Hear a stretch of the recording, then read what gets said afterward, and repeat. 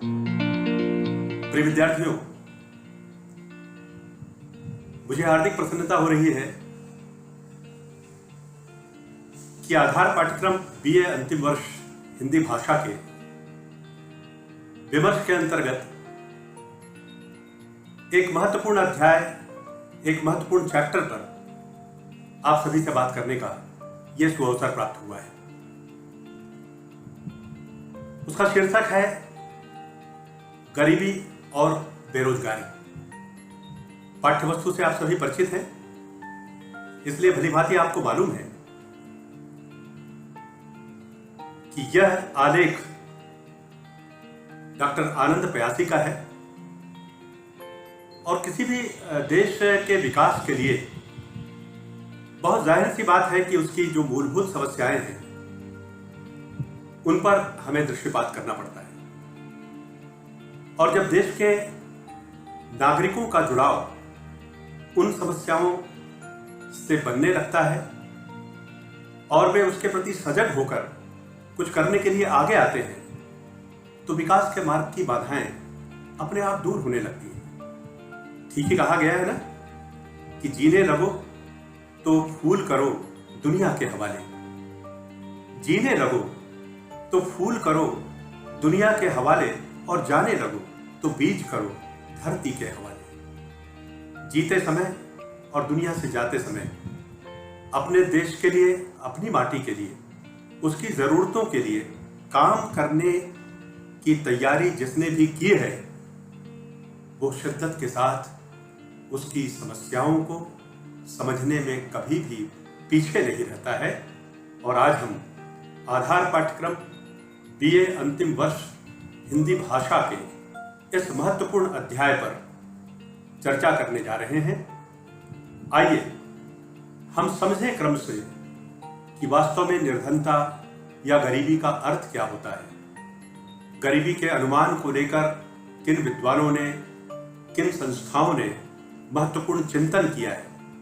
भारत में गरीबी के मूलभूत कारण क्या हैं, उनके निदान के उपाय क्या हो सकते हैं, और इसी प्रकार गरीबी और बेरोजगारी का अंतर संबंध क्या है, बेकारी की समस्या के कारण क्या है। और उन बुनियादी या मूलभूत कारणों को समझने के उपरांत हम फिर चर्चा करेंगे कि बेकारी या बेरोजगारी दूर करने के लिए किस तरह के महत्वपूर्ण, कारगर और प्रभावी कदम उठाए जा सकते हैं। तो प्रिय विद्यार्थियों, लीजिए पाठ्यक्रम के अनुरूप विशेषकर डॉक्टर आनंद प्यासी के आलेख को ध्यान में रखते हुए हम समझने की कोशिश करते हैं, समझने का उद्यम करते हैं कि गरीबी या निर्धनता दरअसल क्या है। सबसे पहले हम यह समझें कि निर्धनता का अर्थ उस सामाजिक स्थिति से है जिसमें समाज का एक भाग अपने जीवन की बुनियादी आवश्यकताओं को पूरा नहीं कर सकता है। जब समाज का एक बहुत बड़ा अंग न्यूनतम जीवन स्तर से वंचित रह जाता है तो हम कहते हैं वह निर्धनता का सामना कर रहा है। जहां तक गरीबी से आशय का प्रश्न है, हम और स्पष्ट कर दें कि वह एक ऐसा शब्द है जिसकी सर्वांग रूप में स्पष्ट परिभाषा देना जटिल है, परंतु गरीबी की विवेचना में गरीबी की रेखा की विवेचना को बहुत महत्वपूर्ण माना गया है।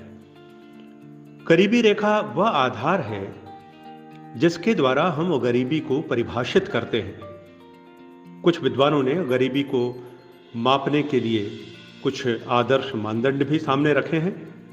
जैसे उदाहरण के लिए, एक व्यक्ति के प्रतिदिन के भोजन में 2400 कैलोरी ग्रामीण क्षेत्र में और शहरी क्षेत्र के लिए भोजन में 2100 कैलोरी का होना आवश्यक माना गया है। ऐसे ही मापदंडों या मानदंडों के आधार पर गरीबी रेखा का निर्धारण करने की एक परंपरा रही है। ग्रामीण क्षेत्रों में प्रति व्यक्ति 2400 कैलोरी और शहरी क्षेत्र में प्रति व्यक्ति 2100 कैलोरी, इसे हम बराबर अपने ध्यान में रखें। निर्धनता का जहाँ तक संबंध है, यह भी स्मरण में रखना चाहिए कि आहार संबंधी जरूरतों को पूरा करने के लिए ग्रामीण तथा शहरी क्षेत्रों में व्यय सीमा भी निर्धारित की गई है।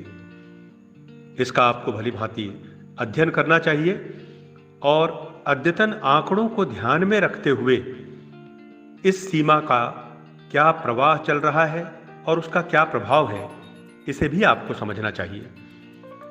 भारत में गरीबी का अनुमान अनेक अर्थशास्त्रियों के द्वारा और महत्वपूर्ण संस्थाओं के द्वारा समय समय पर लगाया जाता रहा है, जिनमें योजना आयोग, अनेक विशेषज्ञ दल, professor DT. Lakdawala, BS. Minhas, Dandekar एवं रथ, पी.के. वर्धन, एस.एम. अहलूवालिया के अनुमानों का बहुत महत्वपूर्ण स्थान है।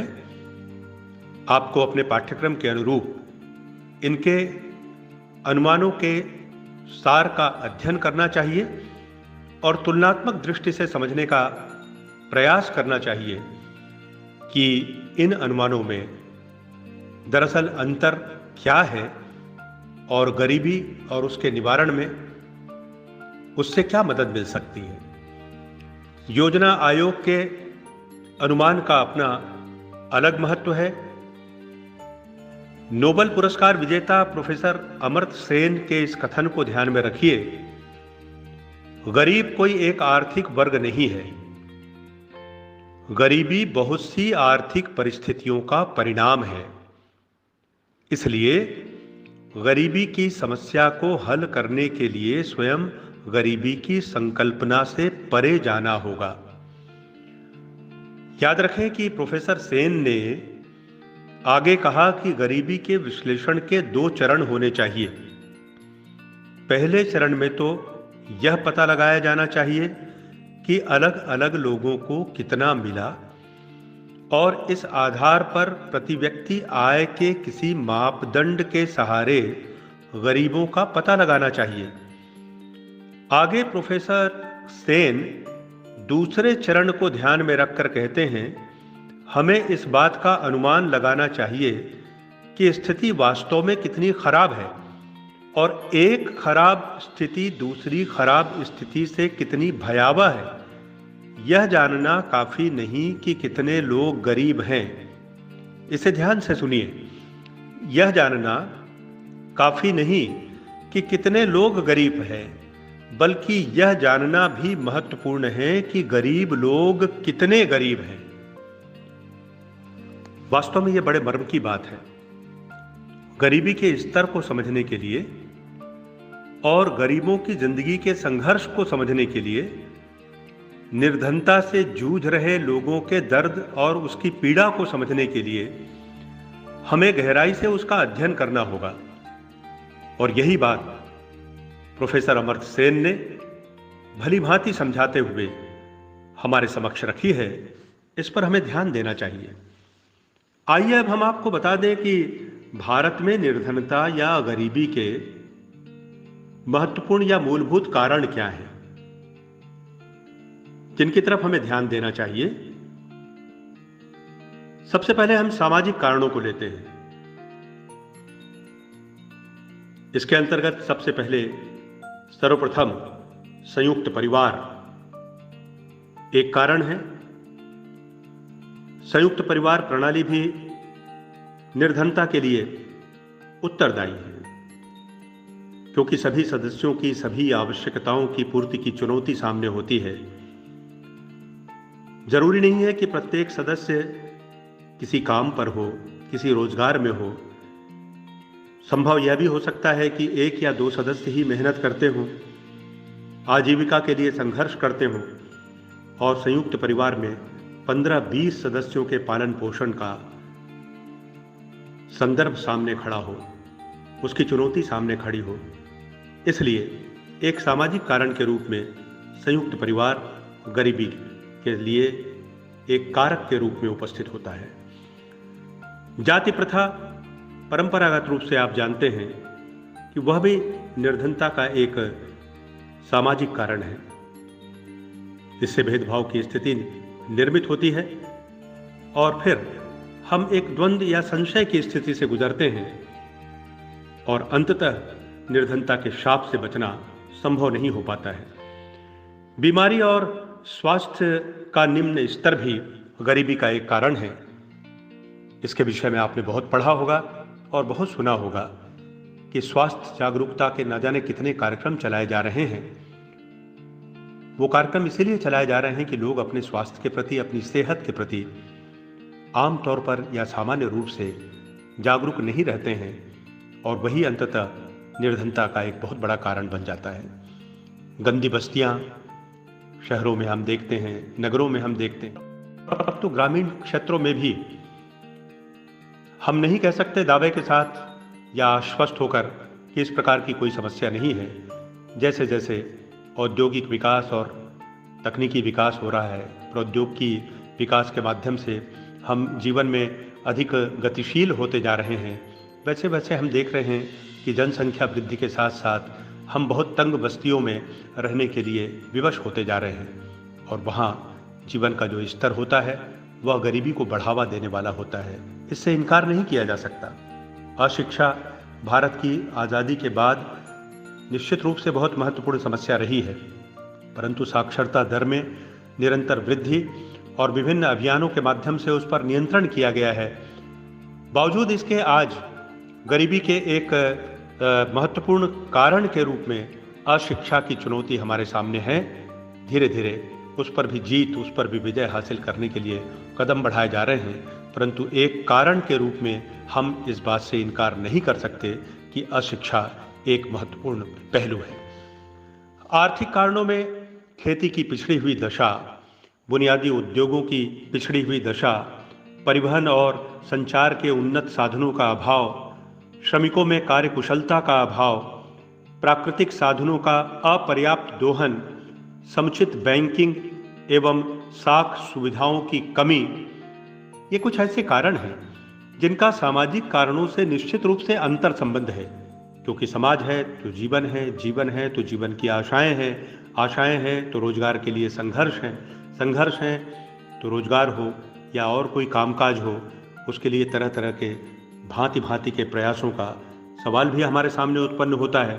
और जब दोनों का संबंध जुड़ जाता है तो हम देखते हैं कि वो सामाजिक और आर्थिक कारण मिले जुले रूप में गरीबी को लेकर, निर्धनता को लेकर हमारा ध्यान आकर्षित करते हैं। हम यहाँ पर कुछ व्यक्तिगत कारणों की चर्चा करेंगे। प्रिय विद्यार्थियों, ध्यान दें, किनके व्यक्तिगत कारण? मैं स्पष्ट कर दूं, निर्धनता या गरीबी के व्यक्तिगत कारण। व्यक्ति के रूप में आप भी उसमें शामिल हैं, आप भी सम्मिलित हैं और मैं आपसे जो बातें कह रहा हूं मैं भी उसमें शामिल हूं। हम विचार करें कि ये कारण कहां तक गरीबी के लिए जिम्मेदार हैं।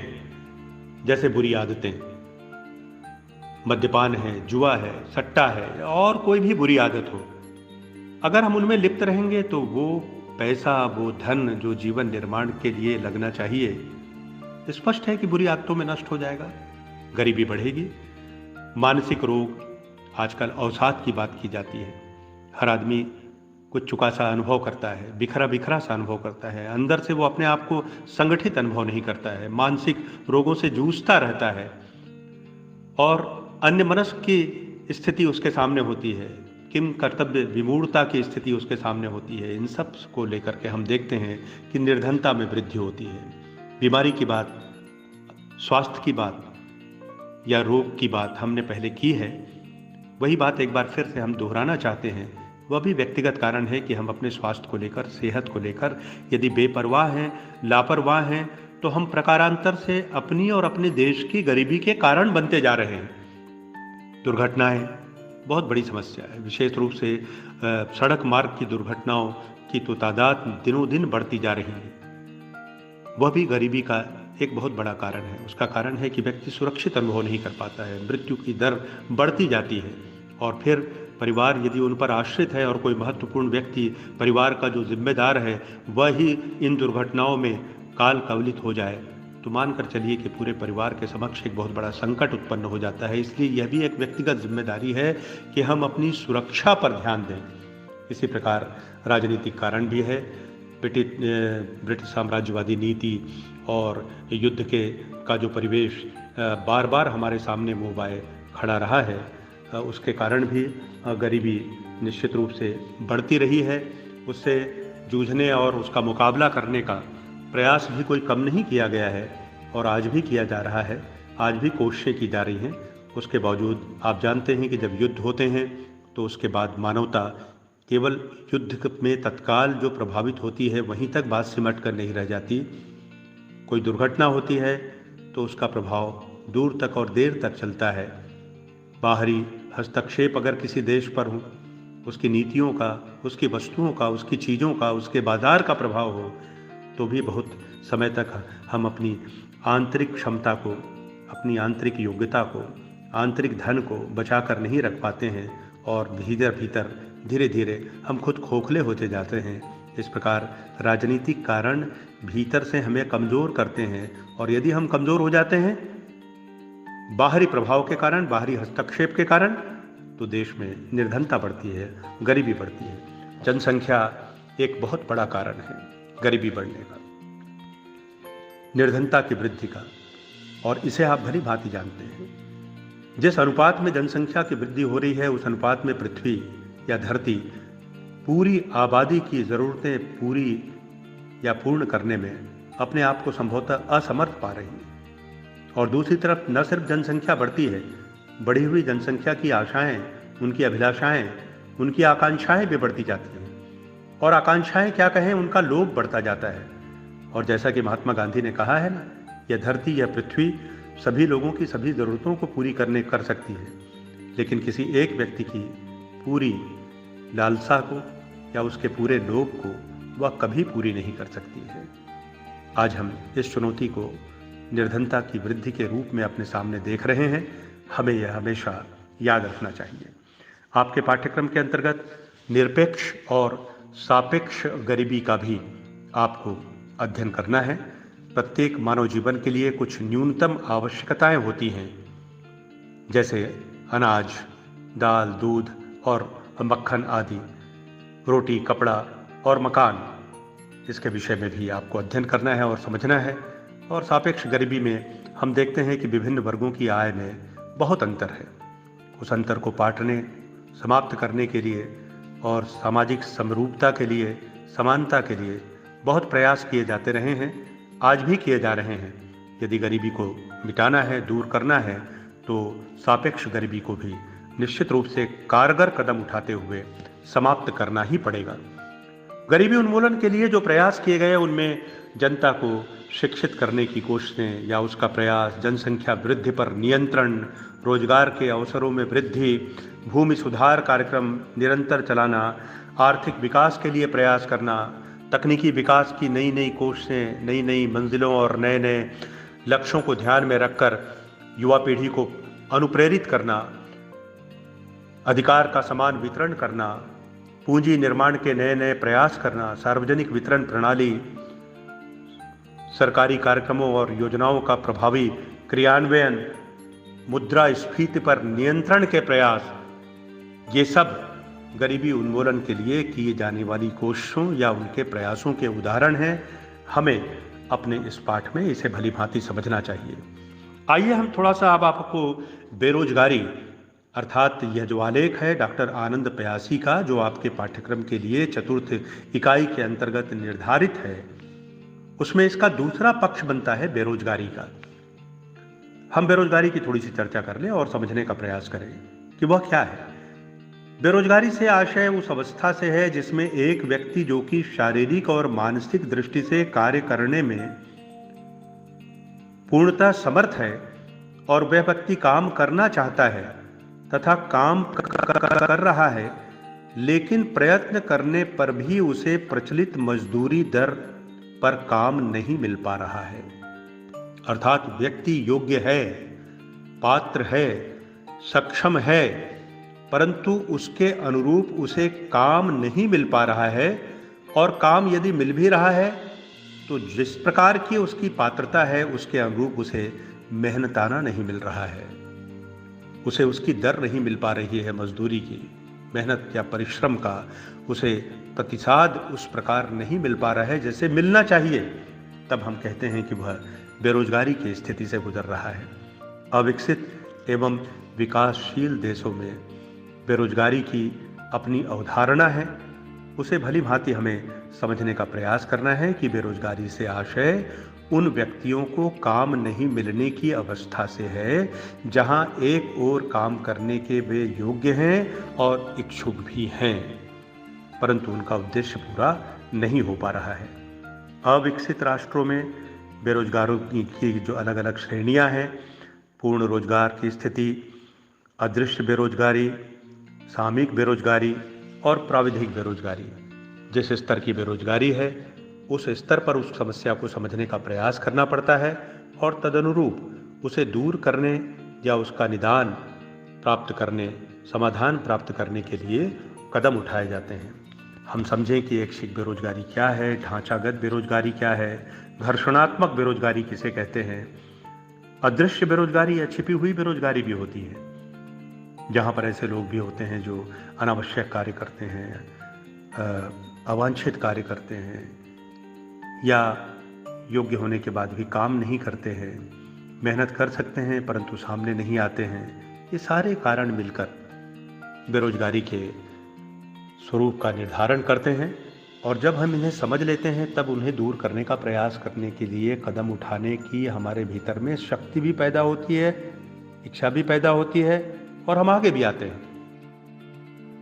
उन सभी पर यदि हम ध्यान देंगे तो हम भली भांति समझ पाएंगे कि गरीबी तथा बेरोजगारी वास्तव में समस्या के स्तर पर क्या है और उनके मूलभूत कारण क्या हैं, उनके निदान के लिए किस प्रकार के कदम उठाए गए हैं और किस प्रकार के कदम या किस प्रकार के कार्यक्रम आगे चलाए जाने की आवश्यकता है। तो पाठ का सार और सारांश तो आपको समझ में आएगा ही, परंतु समस्या के स्तर पर गरीबी और बेरोजगारी को भाषा के माध्यम से अभिव्यक्त करने की क्षमता के भी आप अधिकारी बन सकेंगे। इस प्रकार आपने देखा कि आपके आधार पाठ्यक्रम के अंतर्गत बीए अंतिम वर्ष में जो चतुर्थ इकाई है उसमें जो पाठ्य वस्तु है उसके अंतर्गत गरीबी और बेरोजगारी इस आलेख से संबंधित यह चर्चा आपने सुनी। बहुत स्पष्ट है कि भारत में स्वतंत्रता के बाद जो विभिन्न विकास योजनाएं बनाई गई, उन योजनाओं के क्रियान्वयन के लिए जिन सर्वाधिक महत्वपूर्ण समस्याओं पर ध्यान केंद्रित किया गया, उनमें निर्धनता और बेकारी या बेरोजगारी का अत्यंत महत्वपूर्ण स्थान रहा है। हमें यह भी ध्यान रखना है कि हम हिंदी भाषा को एक विषय के रूप में आधार पाठ्यक्रम के अंतर्गत पढ़ रहे हैं। इसलिए मेरा सुझाव है कि गरीबी और बेरोजगारी को सत्य और तथ्य की आंच में परख कर समझने का तो आप प्रयास करें, लेकिन उसके साथ साथ यह भी बहुत महत्वपूर्ण है कि इन विषयों को शब्दों के माध्यम से, भाषा के माध्यम से प्रस्तुत करने की अपने भीतर में एक नई क्षमता का विकास भी करें। अंततः आपके पाठ्यक्रम का नाम आधार पाठ्यक्रम है और उसमें आप हिंदी भाषा और अंग्रेजी भाषा का भी अध्ययन करते हैं। जहां तक हमारा संदर्भ है वो हिंदी भाषा से जुड़ा हुआ है। इसलिए मैं दूसरी बार बहुत जोर देकर किंतु बड़ी आत्मीयता के साथ स्मरण दिलाना चाहता हूं, ऐसी समस्याओं, ऐसे मुद्दों और न जाने ऐसे कितने विषय हैं, हमारे अपने समय के भी विषय होते हैं, तात्कालिक समस्याएं भी होती हैं। जैसे आज भारत कोरोना वायरस कोविड-19 के संकट से गुजर रहा है, इस पर कितना लिखा जा रहा है, वो भी एक समस्या है। उसी प्रकार से गरीबी भी समस्या है, बेकारी भी समस्या है।